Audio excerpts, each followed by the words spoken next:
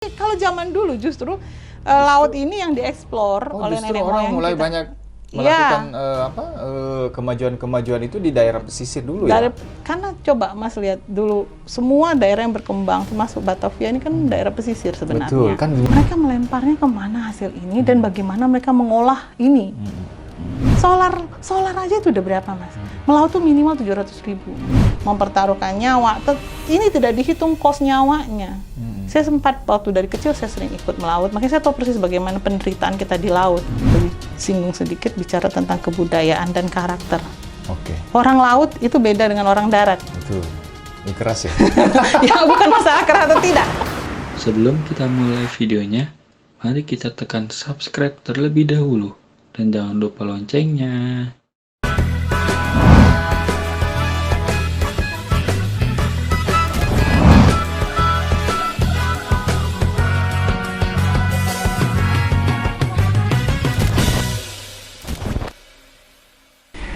Sahabat Aspek Sindo, terima kasih masih bersama podcast Aspek Sindo bersama Membangun Maritim Indonesia. Tentu penasaran kita kan, seperti apa sih perubahan-perubahan perkembangan kultur maritim kita di Indonesia dari zaman ke zaman. Karena tentu kan, ya kita mau melawan zaman pun sepertinya agak susah. Jadi paling tidak kita melakukan adaptasi-adaptasi. Termasuk salah satunya mungkin ada pengaruh-pengaruh budaya teknologi yang sudah sangat maju hari ini. Nah, Mbak Ari. Ya. Seperti apa perubahan-perubahan itu? Kita belum beranjak ke teknologi. Kita belum bicara beranjak ke teknologi ya. Belum. Itu nanti akan luas. Itu kita teknis ya. Tapi saya menceritakan lagi. Ini masih di dalam, masih ada kaitan dengan sesi pertama tadi bahwa kesiapan kita sebagai masyarakat maritim untuk bisa mengemas blue economy tadi seperti apa. Sebenarnya kalau perubahan digital dan sebagainya itu nggak mempengaruhi banyak ya terhadap kehidupan masyarakat maritim. Tetapi nilai ekonominya yang bergerak jauh meninggalkan masyarakat maritimnya iya. Saya bukan masyarakat maritim udah berusaha semaksimal mungkin, tetapi ada masyarakat lain yang bisa menikmati hasil itu jauh lebih besar. Nah, itu yang kita akan tidak jauh jomplang, itu yang akan kita usahakan dari digital system tadi. Itu bicara masalah ekonomi, blue ekonominya nanti ke ujung-ujungnya apa itu yang akan kita kembangkan. Tapi yang saya mau bicara di sini adalah watak maritim tadi. Saya pikir kalau kita kembangkan sekarang, coba Mas Fajar, luas daratan atau lautan sih kita? Ya luas laut dong ya. Nah, terus banyak di darat atau banyak di laut? Nah itu dia, kita kebanyakan di darat malah. Malah nggak ada yang mau tinggal makanya kadang-kadang berpikirnya kita masyarakat darat berpikir tentang laut. Karena laut itu mindsetnya itu penuh dengan kesusahan. Karena nggak bisa itu masuk budaya maritim juga berarti ya? Ya, jadi kalau zaman dulu justru laut ini yang dieksplor oleh nenek moyang kita. Orang mulai banyak melakukan kemajuan-kemajuan itu di daerah pesisir dulu ya. Karena coba Mas lihat dulu semua daerah yang berkembang termasuk Batavia ini kan daerah pesisir sebenarnya. Betul, kan mulai dari pelabuhan gitu kan, mulai dari pesisir lah ya. Karena maju ke kontinental gitu ya. Karena sebelum peradaban transformasi udara digunakan tentunya ada peradaban transformasi laut ya. Betul. Jadi laut ramai. Tetapi yang saya mau kembangkan adalah semua eksplorasi yang ada di laut itu menguntungkan sebesar-besarnya sebenarnya kalau dikelola dengan baik masyarakat. Saya nggak bilang bangsa ya. Masyarakat, terutama masyarakat sekitar laut.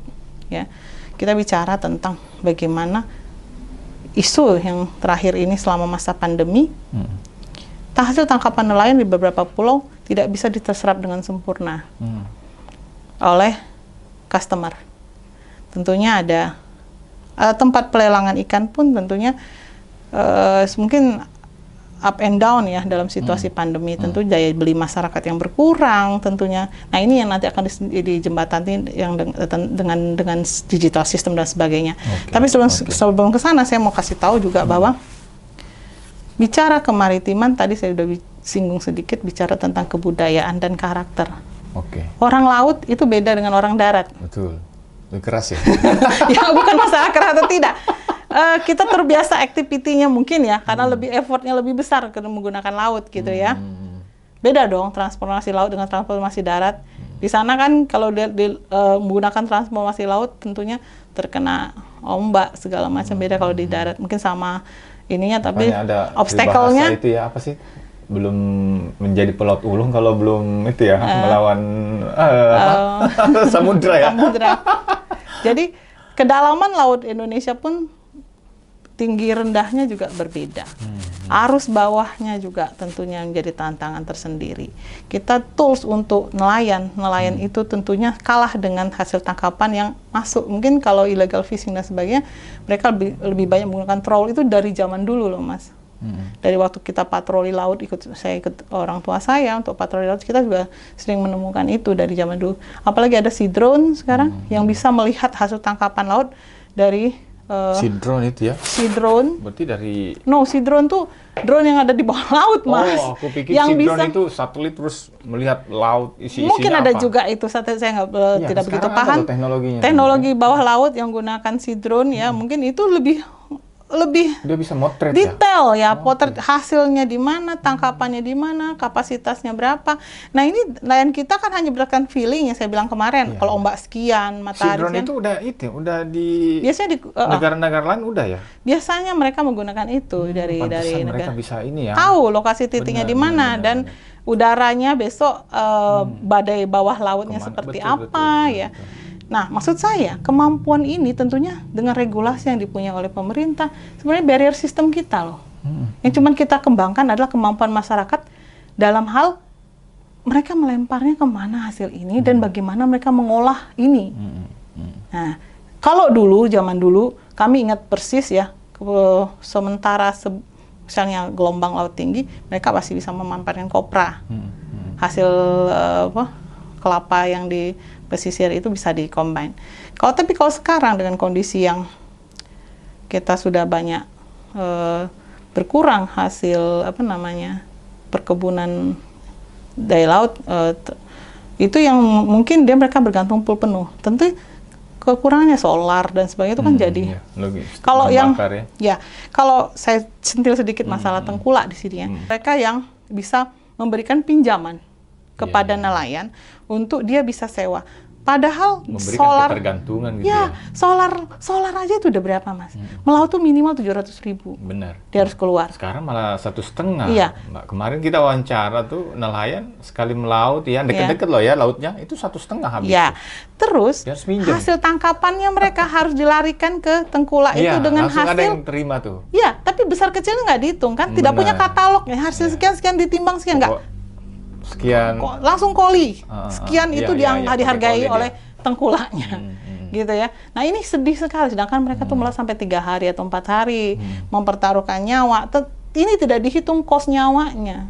Saya sempat waktu dari kecil saya sering ikut melaut, makanya saya tahu persis bagaimana penderitaan kita di laut. Gitu. Belum lagi badai laut, kita nggak bisa pulang. Dan belum tentu dia dapat ikan. Nah, itu utang lagi. Padahal utang udah pasti harus dibayar. Nah, itu. Lu bawa ikan apa enggak, utang numpuk. Itu solusinya kita yang lakukan akhirnya. Kita nggak jadi gini maksud saya. Sebagai watak saya menularkan sekarang watak maritim karena saya putri laut ini. Jadi memulai membicarakan dulu ekonomi, tapi saya bicara dulu watak maritim biar kuat ya. Biar generasi milenial juga ikut sama saya dulu, tapi dalam bentuk kekinian, packaging kekinian. Bahwasanya kita regulasi pemerintah sudah ada. Semua ada. Masalah tools, peralatan laut, kalau regulasi kalau illegal fishing itu di 200 mil laut ya masih bisa ada patroli. Tetapi yang di teritorial garis pantai kita, insya Allah itu masih bisa mencukupi penghasilan nelayan dengan digital system yang akan kita bangun ke depannya. Nah itu yang maksud peradaban tadi, blue economic itu, ocean itu bisa kita buat digital system, visioning digital system atau hasil tangkapan laut yang bisa dibuat seperti apa. Supply and demand untuk siapa, bagaimana transporternya, dan siapa yang diuntungkan. Jadi bukan kita yang diuntungkan, tapi siapa yang aktivasi. Berarti memotong yang tadi itu, Mbak ya? Iya. Saya nggak bilang saya motong tengkulak ya. Tengkulak itu bagian memotong sistem lah sistem ya. Karena tengkulak pun sekarang bagian dari kita yang harus nanti kita jadikan salah satu partnership. Iya. Karena mereka sebenarnya sponsor ya. Karena sengaja memberikan ya udah kamu pinjam aja dulu gitu kan. Kalau saya tangkap itu ini kita panjang ya dari culture langsung ke tengkulak ya. Padahal tengkulak itu culture juga sebenarnya. Itulah budaya maritim semuanya. Ya. Karena tengkulak ini yang kalau kita minjem uang kemana sih kalau mau melahirkan malam-malam di laut, tentunya kita minta tolong sama tengkulak ya. Saya bilang pemberi pinjaman ya. Nah, maksud saya gini, untuk yang PR maritim, kita nggak bisa lagi bicara masalah wacana kajian ilmiah, kemudian kita bicara masalah, oh begini edukasinya, kita bicara dengan berapa bab seminar, nggak seperti itu. Tetapi bagaimana hal yang sulit itu jadi mudah oleh mereka yang pejuang laut ini. Masa dari zaman saya dulu masih perahu pompong itu kalah dengan troll, yang mereka kapalnya 2, pura-pura wisata tapi di tengahnya seruk sampai ikan-ikan kecil kecedok gitu. Nah, atau dia akan ambil hasil tangkapan lain di tengah laut, dia beli langsung di tengah laut dengan harga yang murah. Nah, ini yang hasil olahan laut seperti apa? Kenapa hasil olahan laut kita mungkin agak rendah ya? Saya pikir karena kita juga menggunakan pengawet segala macam. Nah, ini yang kita coba sistem, kita ubah semua. Tapi tentunya support dari pemerintah seperti support regulasi, itu aja barangkali yang memang nanti akan Tapi ada nggak sih Mbak, misalnya keluhan dari nelayan kita terkait dengan regulasi pemerintah? Kalau regulasi pemerintah mungkin, saya kira regulasi tidak pernah ada yang menyusahkan masyarakatnya ya. Itu selalu melindungi ya. Garis bawah ya. Ya, kalau saya sepakat dulu ya, regulasi atau hukum positif tidak pernah itu memberatkan sipil yang ada di civil society yang di dalam satu negara, kecuali yang ingin memberontak terhadap aturan. Iya, ada ya gitu. Nah, iya. Jadi kalau Anda berkeinginan untuk memberontak terhadap aturan, maka akan berurusan dengan yang namanya barrier system, low barrier system.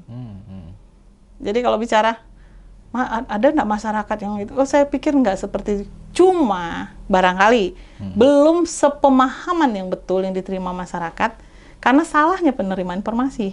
Bisa jadi. Betul, itu tugas kita. Sosialisasi berarti. Sosialisasi barangkali sudah banyak. Mungkin cara pandang menyampaikan. Jadi public speaking ini beda ya, Mas. Kalau kita bicara, aku bicara dengan Mas Fajar mungkin enak begini. Cuman kalau saya bicara dengan masyarakat laut nggak bisa. Undang-undang sekian itu nggak gitu. Jadi bicaranya bahwa hasil tangkapan, dia nggak mau bicara sistem hasil itu juga, Mas, terlalu berat. Tapi bagaimana mereka mudah menjual hasil tangkapannya dengan waktu yang cepat sehingga dia nggak perlu ngutang. Iya. Simpel dipikirkan masyarakat.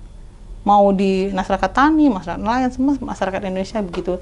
Termasuk juga UMKM kita kan. Nggak penting, you mau bilang apa, yang penting barang gue laku, nggak kalah sama dropshipper. Barang tangkapan ada hasil produk luar tuh lebih murah, lebih cepat. Nah, tetapi saya bilang, ini kita bicara tentang laut tadi, bagaimana hasil olahan laut ini nggak dibuat ikan asin terus, nggak busuk, tapi sampai ke customer dalam dan luar tuh dengan cepat. Itu yang penting di situ ya? Itu poin utamanya. Mungkin banyak sekarang visionary digital system yang lagi dibangun pemerintah, tapi kita nggak bisa nunggu. Kenapa? Masyarakat kita kan garis pantai luas, tentunya banyak juga. Kita butuh beri satu pemuda tadi kata Bung Karno. Iya.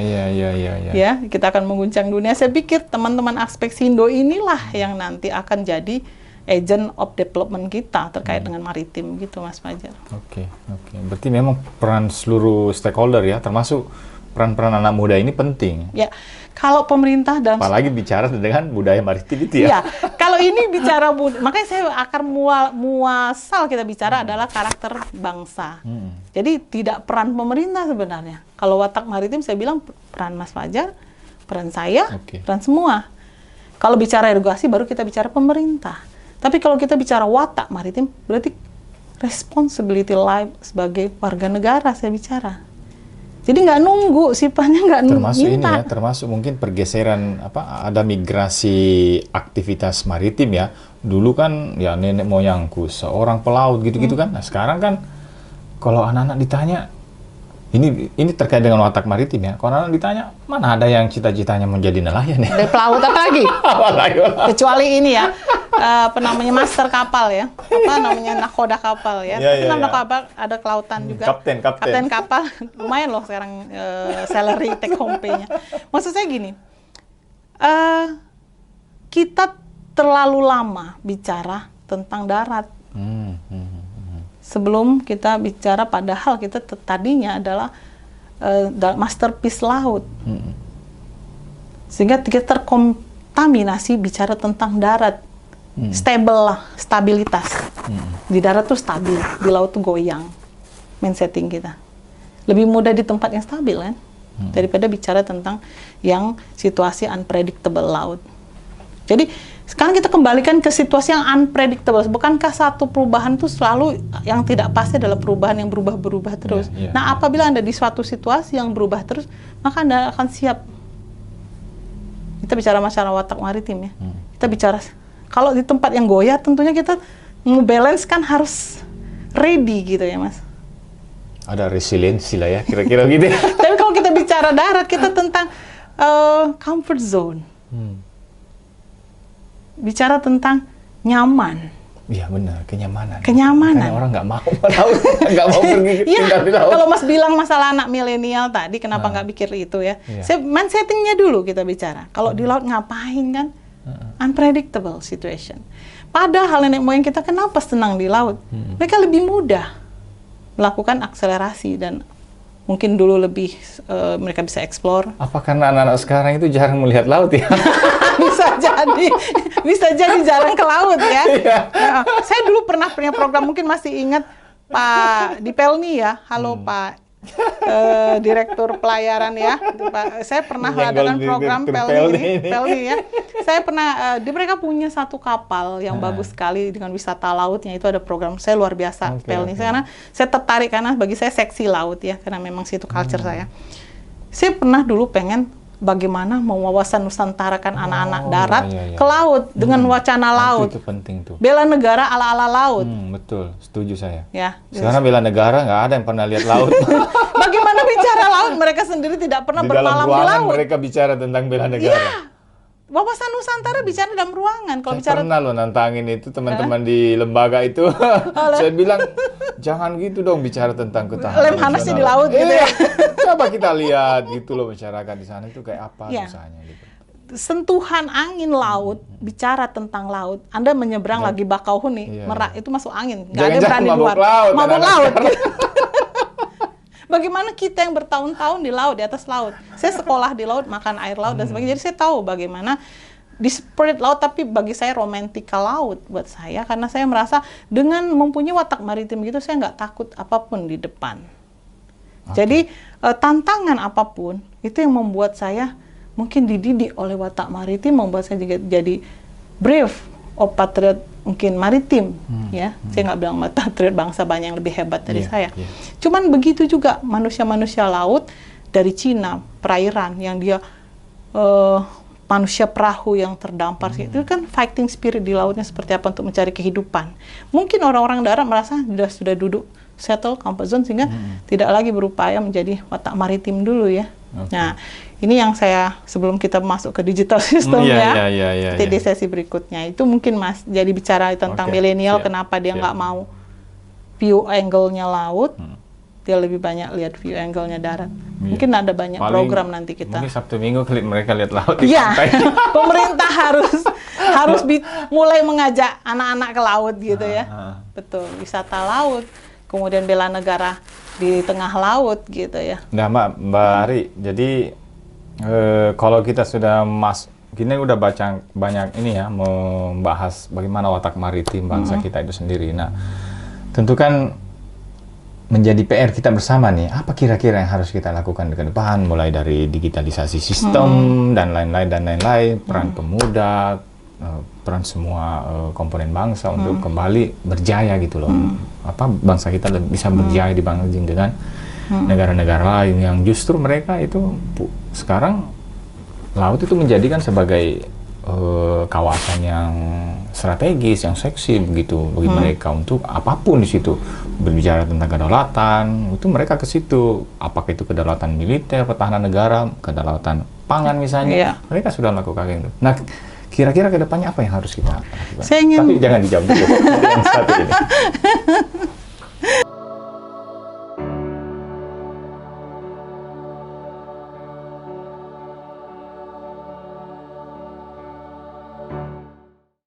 Di situasi pandemi seperti sekarang ini, semua termasuk global juga ya mengalami banyak penurunan, tetapi semua optimisme itu menjadi rise up buat kita bersama. Siapa yang cepat tumbuh itulah yang akan memenangkan suatu keadaan ya, pemulihan keadaan.